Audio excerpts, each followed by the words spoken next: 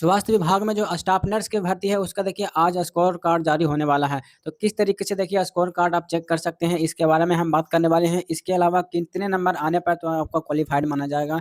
मान लीजिए आप यूआर कैटेगरी के हैं, ईडब्ल्यूएस के हैं, बिहार के बाहर वाले हैं, जो है आप बीसी 1 हैं, बीसी 2 हैं या फिर एससी हैं, एसटी हैं, फीमेल कैंडिडेट हैं, अदर कैटेगरी हम सभी के बारे में बात करने वाले हैं कि कितना नंबर आएगा तो आपका क्वालिफाइड माना जाएगा। और जो भी नॉर्मलाइजेशन वाली बात है उसके ऊपर भी हम बात करेंगे कि आपका नंबर घट भी सकता है, बढ़ भी सकता है। इन सारी टॉपिकों पे हम बात करेंगे इस वीडियो में। देखिए यहाँ पे नोटिस जारी कर दिया गया था कल ही देखिए स्कोर कार्ड को लेकर के यहाँ पे आप देखेंगे जो कि नोटिस जारी किया गया था स्कोर कार्ड को लेकर के कि जो आज आपका स्कोर कार्ड जो है जारी हो जाएगा। अब आ जाते हैं देखिए किस तरीके से जो है आपको स्कोर कार्ड होगा। देखिए स्कोर कार्ड इसी तरीके से देखने को मिलेगा। यहाँ पे देखिए आपको रजिस्ट्रेशन नंबर होगा, roll number, candidate name, father's name, date of birth, ये सारी चीज़ें होगी।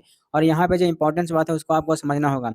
देखिए यहाँ पे कंप्यूटर बेस्ड जो टेस्ट है, देखिए फुल मार्क्स यहाँ पर देखने को मिलेगा। फुल मार्क्स के बाद देखिए आपको कितना नंबर मिला है, ठीक है? यानी कि आपको कितना नंबर आया है एग्ज़ाम्स में इसको यहाँ पे मेंशन किया जाएगा, ठीक है? मान लीजिए आपका नेगेटिव काट करके यहाँ पे 40 नंबर है तो यहाँ पे देखिए 40 नंबर यहाँ पे लिखा जाएगा और फिर उसका नॉर्मलाइज़ेशन हुआ स्कोर कार्ड यहाँ पे आपको देखने को मिल जाएगा, ठीक है? अब देखिए नॉर्मलाइज़ेशन एक ऐसी प्रक्रिया है जिसमें नंबर घट भी सकता है और नंबर बढ़ भी सकता है। तो ये बातें आप सभी को पता चल ही जाएगा। यानी कि अगर मान लीजिए 40 नंबर आपका आ रहा है, तो यहाँ पे हो सकता है कि आपको 45 भी हो जाए, तो हो सकता है यहाँ पे 30 भी हो जाए। तो ये देखने वाली बात होगी। तो देखिए इस तरीके से जो है आपको स्कोर कार्ड होता है और स्कोर कार्ड जो है आप चेक कर पाएँगे बीटीसी के साइट पे। तो अब हम बताते हैं कि आखिर ये जो भर्ती है देखिए इस भर्ती में पास होने के लिए कैटेगरी वाइज़ कितना नंबर आपको लाना होगा इसको आप समझिएगा। जो मैं बातें बताऊँगा बिल्कुल ऑफ़िशियली बताऊँगा, ठीक है? अगर आप मान के चलते हैं कि देखिए मान लेते हैं कि आप यूआर कैटेगरी कैंडिडेट हैं, ठीक है? तो देखिए यहाँ पे आपको कितना नंबर लाना होगा। देखिए यूआर कैटेगरी है और उनका नंबर देखिए नॉर्मलाइज़ेशन के बाद देखिए 40 अगर आ रहा है तो वो देखिए क्वालिफ़ाइड माने जाएँगे, ठीक है? उनके जो है स्कोर कार्ड पे क्वालिफ़ाइड लिखा जाएगा। अगर कोई ईडब्ल्यूएस के कैंडिडेट हैं और नॉर्मलाइज़ेशन के बाद उसका 40 मार्क्स आ रहा है तो उन्हें देखिए क्वालिफ़ाइड माना जाएगा।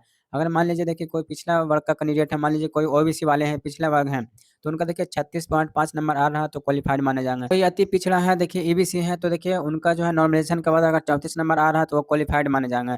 34 नंबर आ रहा है तो वो क्वालिफ़ाइड माना जाएगा। अगर कोई एससी कैंडिडेट है, कोई एसटी कैंडिडेट है, अगर उनका नॉर्मलाइज़ेशन के बाद देखिए 32 मार्क्स आ रहा है तो क्वालिफ़ाइड माने जाएँगे। इसके अलावा अगर हम बात करें फीमेल की तो देखिए फीमेल में कोई भी कैटेगरी हो, चाहे वो हो जनरल का हो, ईडब्ल्यूएस का हो, ओबीसी का हो, ईबीसी का हो, एससी, एसटी किसी का भी हो, अगर उनका 32 मार्क्स आ रहा है तो वो क्वालिफ़ाइड माने जाएँगे। ये तो हो गया क्वालिफ़ाइड का लेकर के। देखिए मान लीजिए कोई बिहार के कैंडिडेट है तो उनको 40 मार्क्स लाना ही होगा तो क्वालिफ़ाइड माने जाएँगे।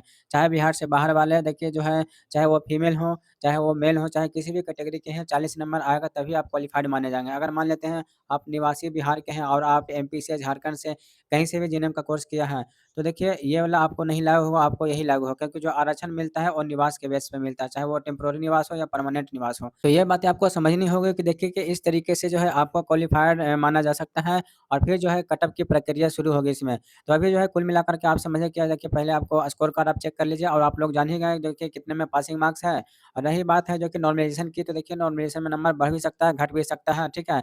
तो देखिए ज़्यादातर नॉर्मलाइज़ेशन में देखा जाता है 99% सभी को बढ़ ही जाएगा नंबर, ठीक है? पीटीसी के साइट से आप जाकर के चेक कर सकते हैं, ये वाला साइट है, यहाँ से आप जाकर के जो है आप इसको स्कोर कार्ड अपना चेक कर सकते हैं। हालाँकि जैसे ही लिंक एक्टिवेट होगा, मैं आप सभी के सामने ज़रूर लाइव आऊँगा, ठीक?